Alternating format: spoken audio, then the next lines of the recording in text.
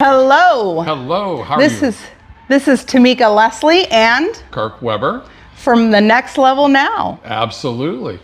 It is a joy to be here. Yes. And you know what? It is like nice outside. Oh, it's gorgeous. It's the first nice spring day that we've had, and it's not even spring yet officially. And here we are in the studio Yes. with Absolutely. the door open.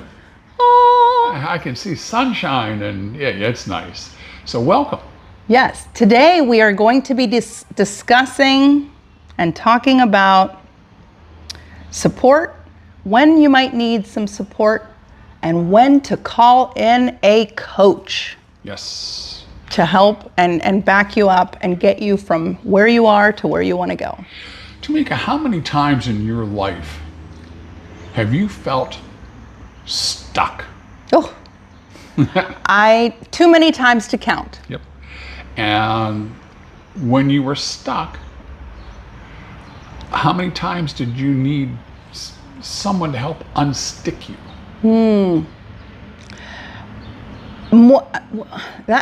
Looking back, every single time I was stuck, I just needed someone to talk through it with me or coach me through it. To coach you through it, but how did you draw the strength to, I mean, the coach is there, the coach gives you advice and gives you guidance, but ultimately, you were the person, right? And you had to do it. So take me through a process that you went through on that, where you needed someone to help you. You needed that assistance to help you step across that threshold into being someone that you felt you wanted to be, or into doing something that you felt you needed to accomplish. Do you have one you can work for us? I do. Well, last May, it's March 2026. Last May, I had this idea that I wanted to start a business coaching people through toasts. Maybe they have a toast coming up at a wedding, or, father of the bride, mother of the bride, groomsmen, whatever it may be. And also for eulogies. I live right across the street from a funeral home, so it's front and center. I see people going into the funeral home to pay their respects, and how difficult it can be when you've got the emotions going on to get through a speech or a eulogy. That can be very difficult. It's more about managing the emotions at that point. And then also, I wanted to just offer for anybody that has something coming up where they need to do speaking or communication. So that was the vision for what I was going to call competent communicators. And I remember talking to you about it. Yep. Just a friend talking to him about it. He says, "Oh, that's cool." And then fast forward to maybe July, August, I was on the phone with Kirk. Yep. And I was driving home, and he tells me I'm retiring and I'm so excited. I want to do speaking engagements and just help people with health and wellness. And the light bulb went off, and I thought, oh, that's exactly what I had in mind. And I said, why don't we get together and talk about this a little more? And through our meeting, that breakfast meeting that we had, we decided that we were going to go into business together. Yes. And it was that meeting, it was the phone call and then the meeting, where I felt like I've got this, I can do this. And I stepped over the threshold, and it was like, oh, this is scary because it's uncharted territory. Yes. But I knew that you had my back, and you were going through the same thing that I was going through. Really was. The idea of, which is what this turned into, the Next Level Now, was something that I had been mulling over in my mind for probably 10, maybe 15 years. I thought maybe this is something that I would like to do. At my age, I look at it that I've accumulated so many different tidbits of information and a little bit of knowledge here and a little bit of skill there. Yeah. And I've come to realize that when my final day comes, I'm not taking any of that with me. It does not get to come with me. So I think it would be better for me to share as much of that as I possibly can before I get to that final day. And so when I talked to Tamika about this, it was like, wow.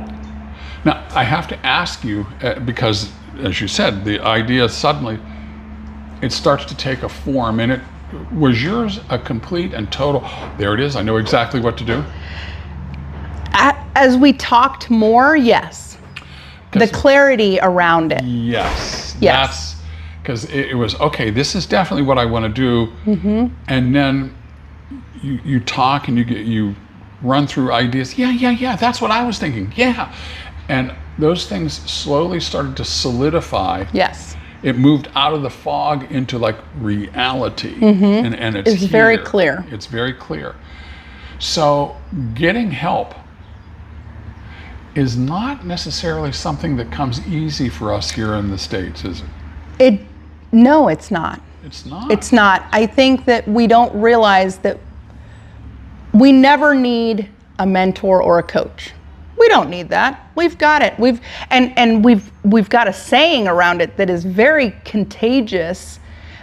I got this. You got this. We got this. And personally, I don't like that phrase because we don't got this all the time. No. And we say it so much, it's overused. And at what point do you realize that you may need some help? You realize that when someone tells you you've got this, because if you truly had it, no one would be telling you you've got this. They'd be saying, wow, baby, share the wealth. Yeah. Because you'd already be there. Exactly. You would already be there. Yes. There is no shame in it. There is no self-deprivation because you've come to the realization that, oh, I need a little bit of help. I need someone to guide me through this because no one is the master of all things. You just cannot be. Right. Think about the greats that you know in any endeavor.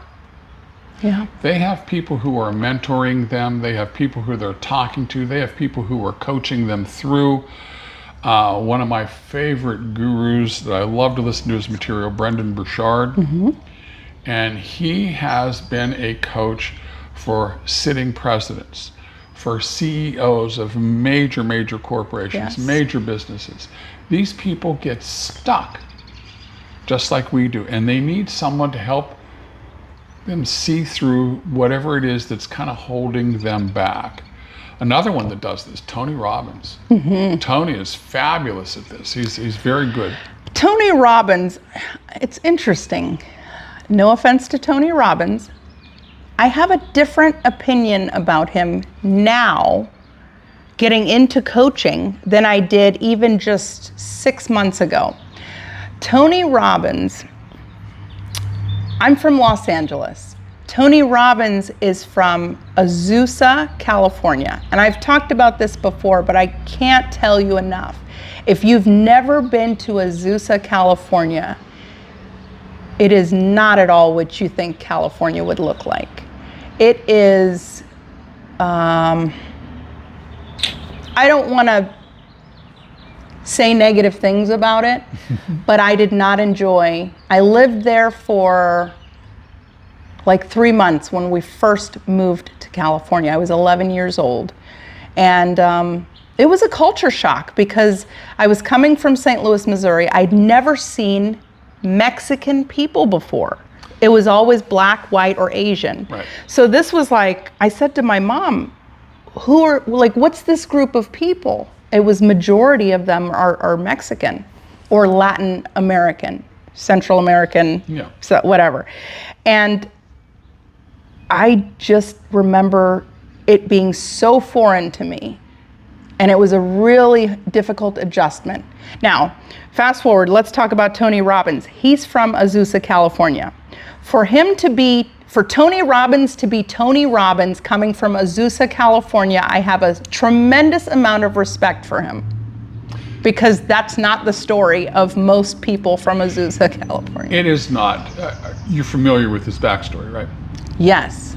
Yeah, his divorce, Yes. mother raising him. Yeah. He was so poor he's doing dishes in his bathtub. Yeah. That kind of stuff. Yes. And, it makes you wonder, did he stay or does he, keep roots tapped into Azusa just because that's where he was from? I don't know. Interesting. He's definitely proud of California. He has a place there. He's a billionaire now. Oh my, yeah. And I'm sure he's got a place in Florida and all these different places. But for the longest time, I just didn't really care to hear anything about what Tony Robbins had going on until he does that once a year. He does a free seminar Just did this not too long in ago.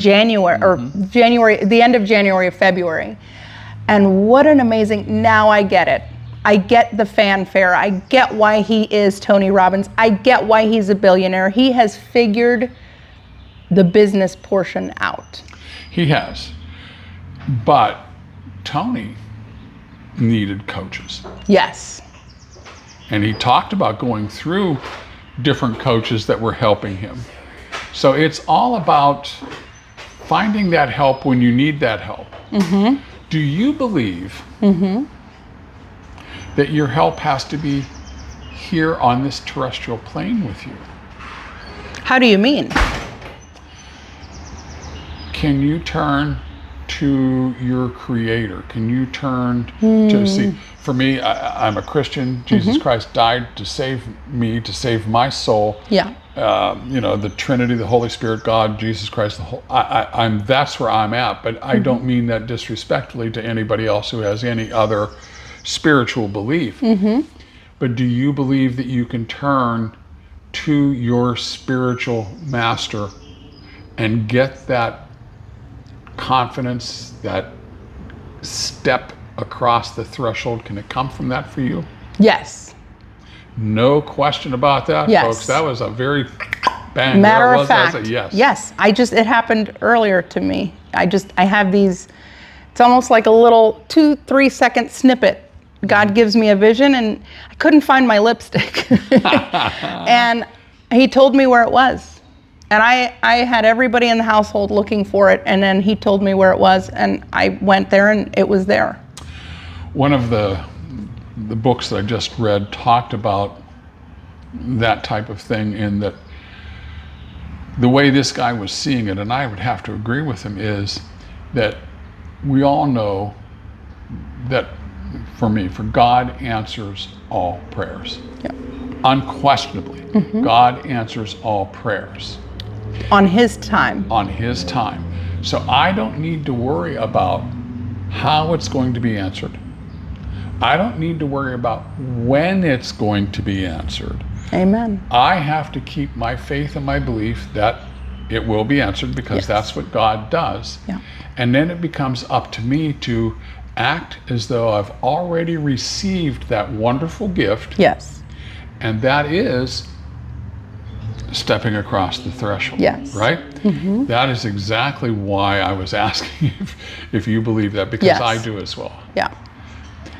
I don't know at times if that's as satisfying as having someone stand there beside you and nod and say, do this. Sure. Because God is kind of a silent partner. Yes. It's Yes. Amen. kind of a silent partner. So Kirk, tell me about a time where you had a coach or a mentor, somebody that helped you along. Oh, my number one, my go-to has to be my dad. My dad,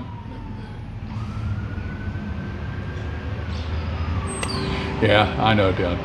I love My that. dad is and was the man.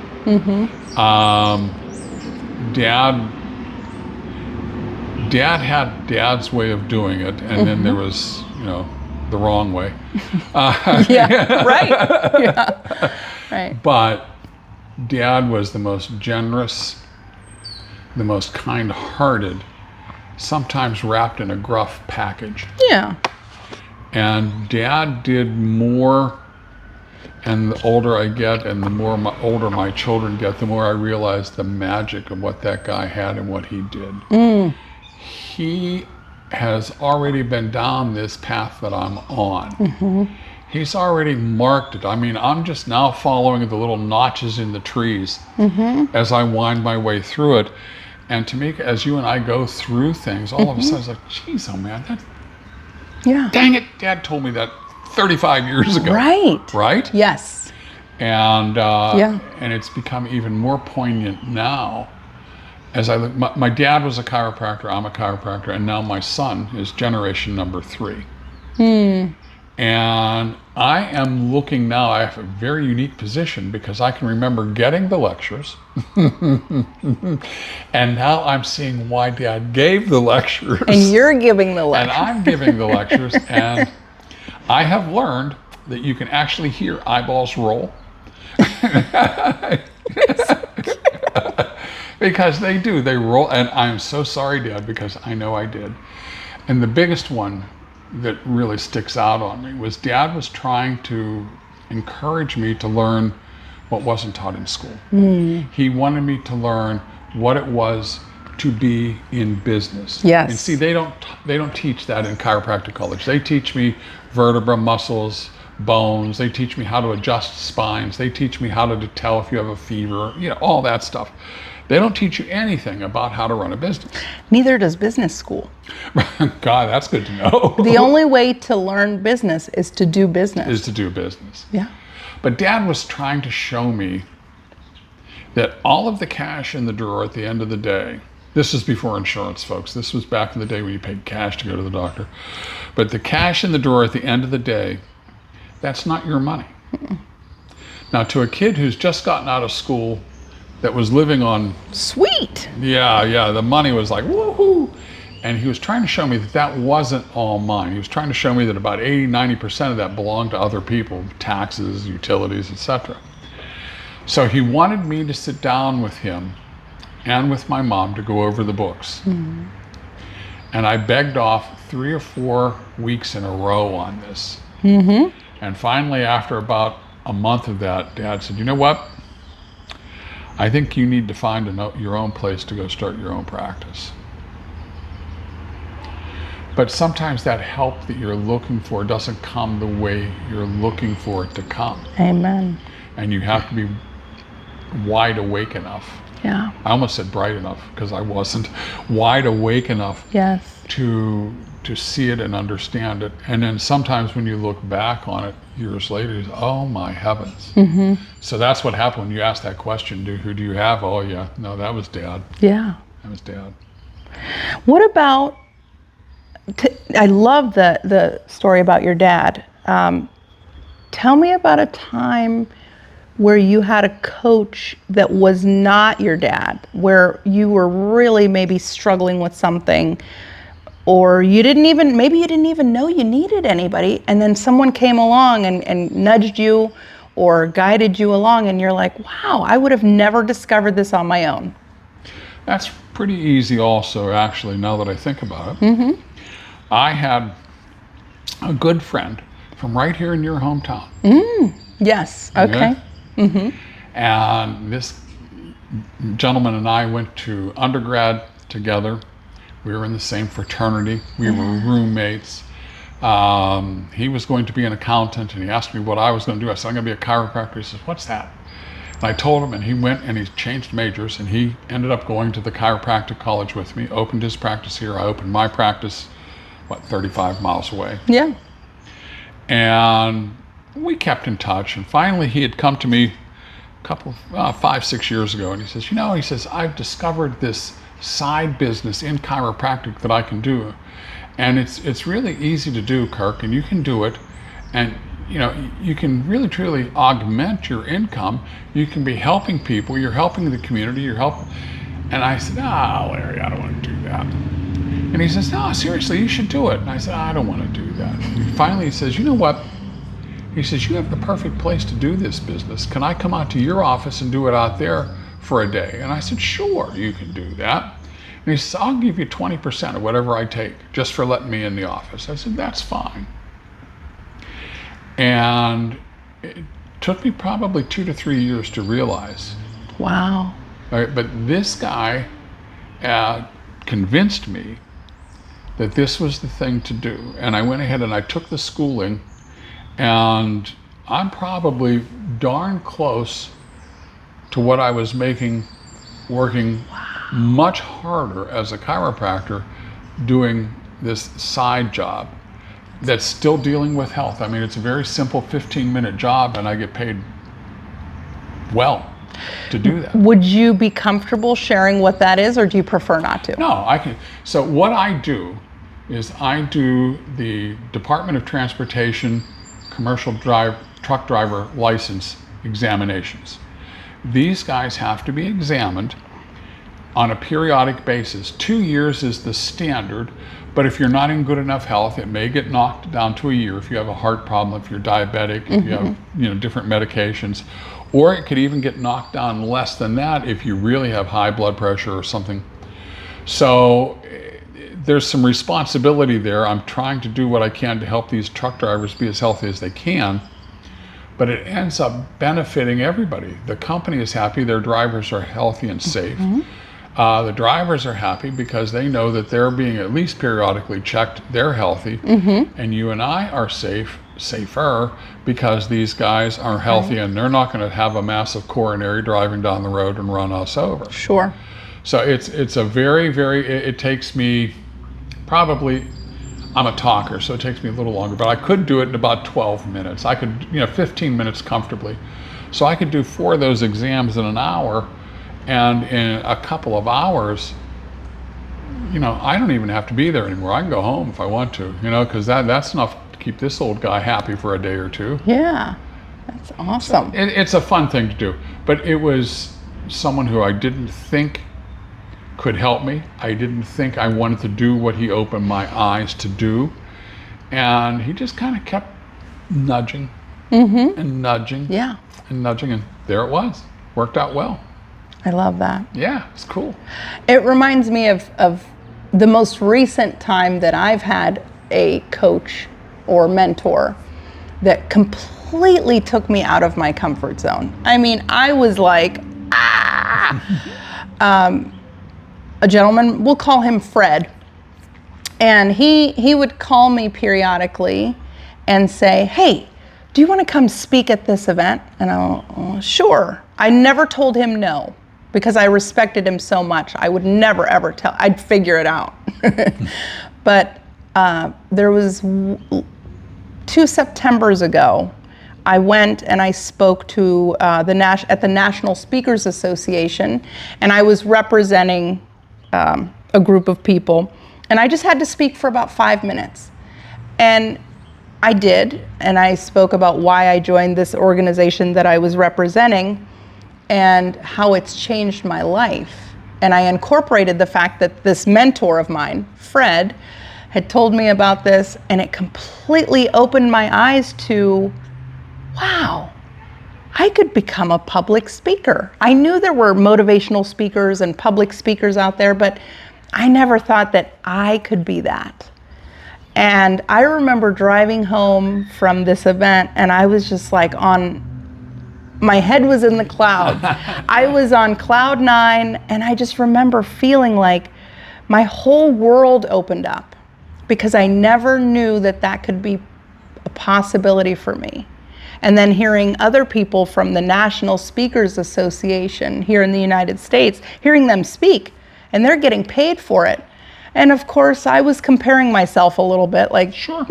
Absolutely. Just measuring. Yes. That's what it was. Yeah. Could I talk for 45 minutes at a time, take a 15-minute break, and then do another 45 minutes? Sure. And so that was eye-opening for me. And that is what led to this. All that we're doing. Yes. That's interesting. I like that.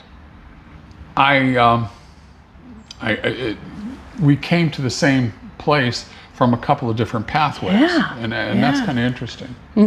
That's interesting. Now, communication, you are a gifted speaker. You really are. And you have a way of putting the idea out there, painting that picture that Bob Ross can paint. Okay, because you have that way with words.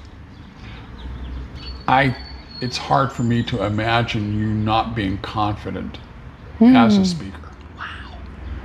It really, really is. Do you still get the nerves? All the time. And do you know what happens to me? My chest gets splotchy red. And my husband points it out every single time. You gotta be a guy. That's funny to a guy. He's never gonna, he just the other day I did a speech and he says, do you still get nervous? Yes, you know I do because you saw the splotchy chest. My neck and my chest will get splotches of just red. And then I shake. So if my hands, but I will power through that. I don't care if you see me shaking. I don't care if my voice is quivering. I don't care if my chest is, I have a message to get out. And that is a beautiful thing because, yes, I shake. Yes, I get, to be honest with you, I feel tiny little muscles tightening up that I forgot I had. Same here. Whoa. Ooh. Did my voice go up? But knowing that the people who are listening to you aren't paying attention to you shake. They're not paying attention to the voice that cracked. Sure. They're paying attention to the message. Yes. And if you're delivering that message with all of the intensity and the purpose that you wanted to deliver, then it becomes a very powerful, powerful thing. And that is actually, we've just described stepping over that threshold. Yeah. Because that's what it is.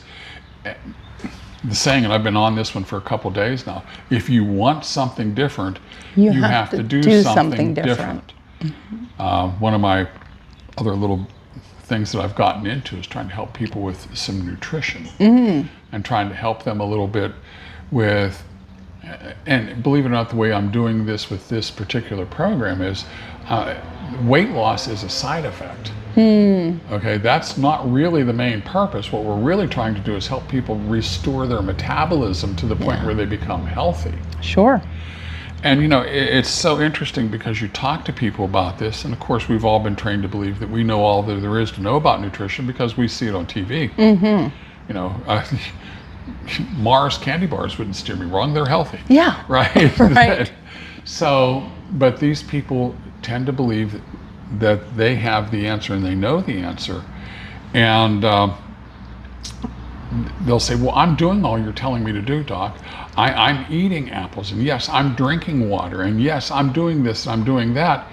And I mean, no offense, but I can tell from looking at you that you're not drinking. You're not really, And I'm always so tempted, and I think I'm going to have to start, well, how's that working out for you? Because, and if they have any self-reflection at all, they're going to say, well, it's not. In which case you say, if you want something different, then you have to try something different. And I think that's the same thing you're talking about, stepping over this threshold. Yeah. People get stuck. We are independent Americans. Don't tell me what to do. I know what to do. I can do this all on my own. I've got this. But if you keep banging into the wall, then you need help. Then you need that assistance, or you need that coach. Go ahead. Two at the same time. Would you think that a coach gives you the answer? No, never. What would a coach do? A coach, I have a coach. And what she does for me is she'll give me the journal prompts, or in her videos, on social media, she'll pose a question, and then it gets you thinking, and then you think more, and then one thing leads to another. And before you know it, you've had a self-reflective moment. Absolutely. And then you say, aha. And once you come to the conclusion yourself, well, now I can fix it, or I can work on it. Or drop it. Or drop it. Yes. So a coach will usually never give you the answer. That's not the point as far as I'm concerned with the coach. Coach is not there to give you the answer. They're to kind of, how'd that saying go? Okay. They don't need to be the sage on the stage. They need to be the guide from the side. Okay, they need to be sitting there guiding. Do you find, because you are who I look up to for communication, okay, and there are so many times, and this is where my wife and I could use this coaching bit, because we will chase each other round and round and round and round in circles before one or the other of us realizes that we're saying the same stupid thing. But our communication skills are so, Right. you know, I'm saying it, she's saying it her way, I'm saying it my way, but Yes. we're not in sync, but we're both saying the same, thing. Does that happen to you guys? That happened to James and I just last night. It was like a mirror. He got a little in my face about something, and I said, well, you're doing the same thing. And then it's like a mirror. I'm seeing that my tone is the same tone that he's giving me, but we have to fix to make any kind of change. You have to fix yourself first. You have to work on yourself, and then hopefully they will work. You know, it's kind of like that same mirror. Then maybe they will see that they can. And that coach isn't going to Make tell that you change. how to fix that. That coach is going to suggest to you, well, what were options that you could have done instead of mirroring back? And then you're going to sit there and you're going to think, well, I could have jumped up and got ugly. Yeah, You know, I could sure. have done Absolutely. that. I could have started yelling names. Or I could just say, let's not talk about this now. Let's talk about this later, and Yes. walk away. And it makes you think, because in the heat of the moment, I don't know about you, but my thinking kind of goes, yeah, a little haywire. Yep. A little haywire. That's normal. Especially that's when good to know. there's love involved and you're frustrated and you're just, you know, and that's normal. I think everyone wants to achieve. Everyone wants to reach the goals. We want to get, and again, it's an American thing. We want to get there fast, baby. We want to get there Yeah. now, Immediately. immediately. And there's very few things of any quality in my life that I've ever gotten that were truly immediate. Yeah. Very few.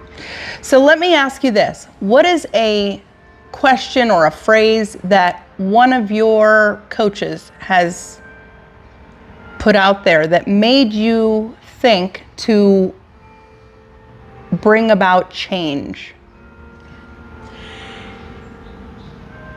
I was, and again, I'm thinking back to Dad. Okay, and Dad had a different way. Dad wasn't being paid to coach. If I was paying him to coach, he probably would have come at me differently, but he was my dad, so he came at me a little more directly. Yeah. But Kirk, you have done this way 3 different times. The exact same way. You got the exact same result. Now, he wouldn't ask. A coach would say, what could you do differently? My dad was, do it differently. It was still the same intention. It was still the same thing. Sure. But I think sometimes we get stuck. We think that we're just not doing it hard enough. Or we're just not doing enough of it. Or if we just bent the rules just this little bit to get around it. And I think that would be a great question is, okay, this way didn't work. What could you do differently? Yeah. Just to make you think of different ways. And if it's asked that way, I'm not saying you have to do it differently. No. Right. What would you do to make it different? I What like other that. ways could you get there? And I think that's the beautiful part about coaching is it just opens that all up for you. It really I does. love that.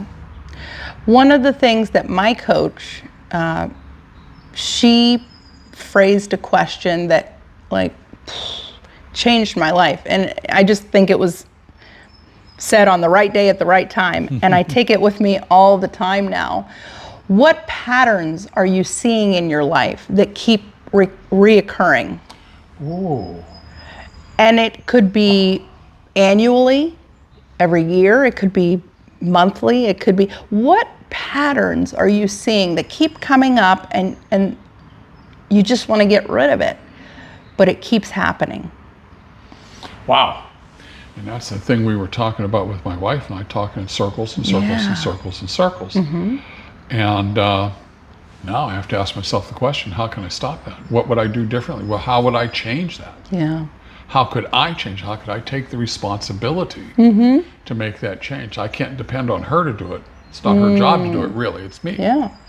Change begins here. That's another thing. The biggest lesson I've learned about communication, especially like in the last 3 years I've learned this, is that when your wires get crossed, let's see, you and I are having a conversation. There's only the two of us having a conversation, and you misunderstand what I said. Is it the responsibility of the communicator or the person being communicated to? And my answer, this is just me for my life, and there's no right or wrong answer. But I found it's easier to just take responsibility as the communicator, that if you misunderstood, it's my job to say, no, I think we have our wires crossed. What I meant was this. I agree with that.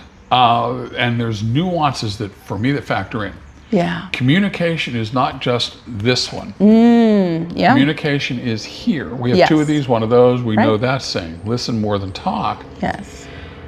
But one of the things that I've really been working on for myself lately is trying to go into as many interactions with people as I can with the purpose of listening to completely understand. Yes. Because so many times I make that snap judgment on what I thought I heard. So on that, but I think as a communicator or someone who is speaking it, if you're paying attention and you're watching the face, You'll catch the cues. you'll catch the cues. Yeah. So that, I agree with you. You have to see that, and if you're seeing that glazed over look, you know they didn't get it. Right. Or if you see the frown, you know, oh, they disagreed. They didn't get what I Yeah. said, because that was not a frown statement. Sure. So, but I also think as someone who's listening, you have to be going into a conversation with even a casual conversation. My wife and I at breakfast, talking about who did the dishes and who didn't do the dishes. We have to go into it with the intention of listening to what they're saying, not Yeah. what the emotion is going to come out of how they said it, but what they're saying. Yes. Yes. You're not saying go empty the dishwasher because you're mad at me. You're just saying, can you please help me with the dishwasher? Sure. Right? Yeah. I like it. Yeah, that's hard to do though. It is. I'm working on that too. I have too. teenagers. Oh, Yeah. I got a couple of 30-year-olds living with me, and it's still no easier. Yeah. There you go. Fantastic. Good stuff. Well, this is not goodbye. This is See you next time. see you next time. Cheers.